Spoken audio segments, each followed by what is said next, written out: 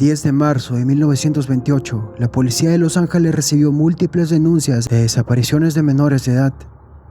Entre estas estaba la de Walter Collins, un pequeño de 9 años. Su madre Christine lo buscaba desesperadamente y los medios de comunicación condenaban a la policía de Los Ángeles por su ineptitud y corrupción, ya que anteriormente se vieron envueltos en acusaciones que señalaban que habían colaborado con la mafia para contrabandear alcohol durante la ley seca, a cambio de grandes sumas de dinero. Entonces, para limpiar su nombre, decidieron tomar cartas en el asunto. Decidieron resolver los casos de desapariciones mientras los medios de comunicación los presionaban.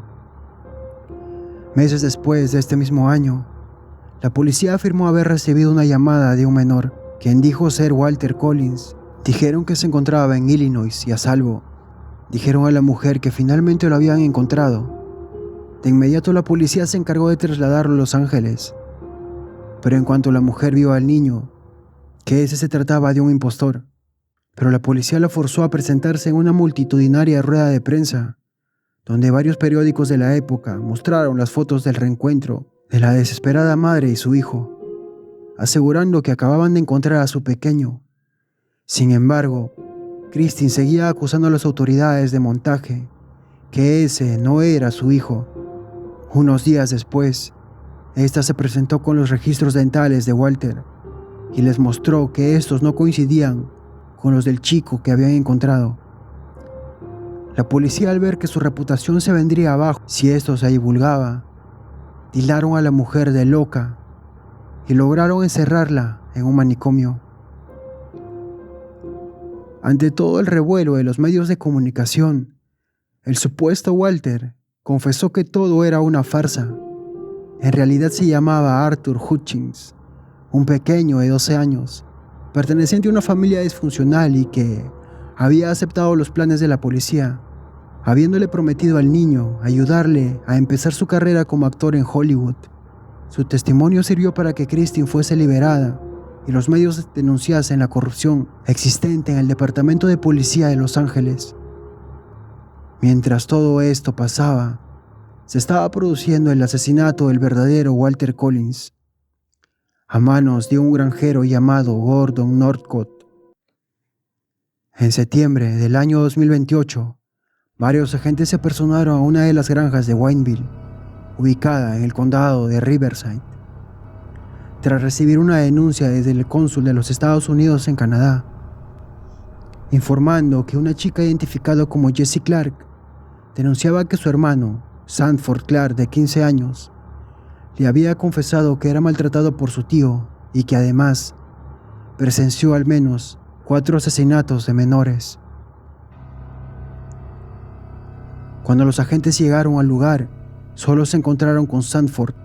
Aunque el chico estaba sumamente nervioso, aceptó colaborar y les contó una espeluznante historia, en la que el Departamento de Policía de Los Ángeles intervino de inmediato.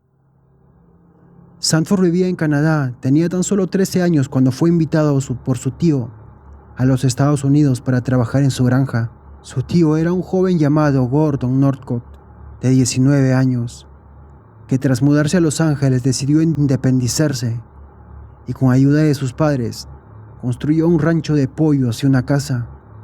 Este fue el pretexto perfecto para atraer a su sobrino.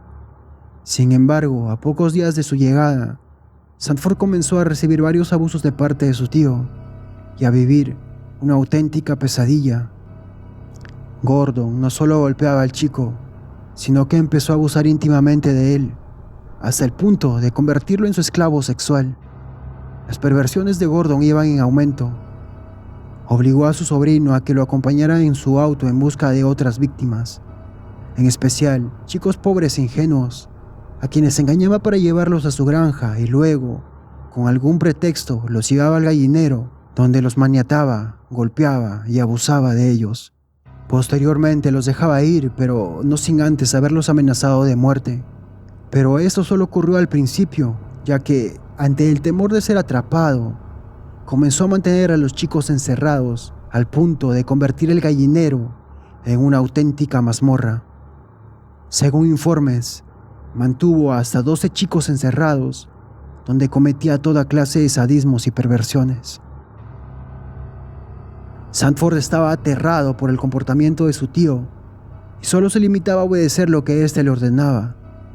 Él se convirtió en el cebo perfecto para atraer a nuevas víctimas, gracias a su inocente apariencia. En una visita inesperada, la madre de Gordon descubrió lo que su hijo estaba haciendo, pero lejos de escandalizarse, solo se limitó a decirle que los liberara. Gordon accedió, pero el riesgo de ser acusado por alguno de ellos lo ponía nervioso. Seguía secuestrando niños a vista y paciencia de su madre, pero por el miedo a ser atrapado, comenzó a asesinarlos con un hacha. Sanford contó que su tío lo obligó a ayudarlos a enterrar al menos 4 cadáveres cerca del gallinero y que incluso Gordon lo obligó a ejecutar a una de las víctimas. En agosto de 1928, preocupada por el bienestar de su hermano menor Sanford, la hermana viajó de Canadá hasta la granja de Wayneville. Al encontrarse con Sanford, notó de inmediato que su hermano estaba aterrado y nervioso. De regreso a Canadá, Sanford le envió una carta a su hermana, confesándole todo el infierno que estaba viviendo. La chica, tras arrepentirse de no haberse llevado a su hermano de regreso a Canadá, realizó inmediatamente una denuncia. Al ver que los autos de la policía se acercaban por la carretera, tanto Gordon y su madre se dieron a la fuga pocos minutos después. Sanford, al verse a salvo, lo confesó todo. La policía halló rastros de sangre, cabello humano y un hacha en el gallinero.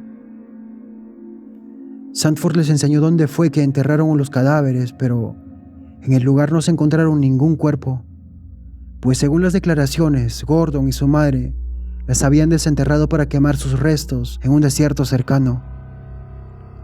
Sin embargo, hallaron restos de huesos, prendas, que hicieron sospechar a las autoridades que hubo mucho más víctimas.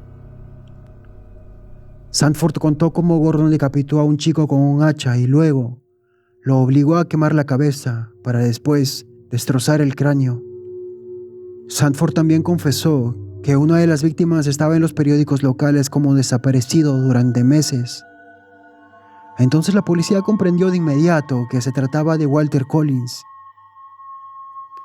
En total se encontraron 51 huesos humanos, lo que, sumado a las declaraciones de Sanford Clark, resultaba prueba suficiente para la detención de Gordon y su madre.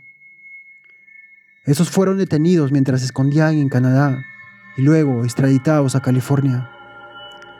Al interrogarlos, la sombría personalidad de ambos se notó de inmediato.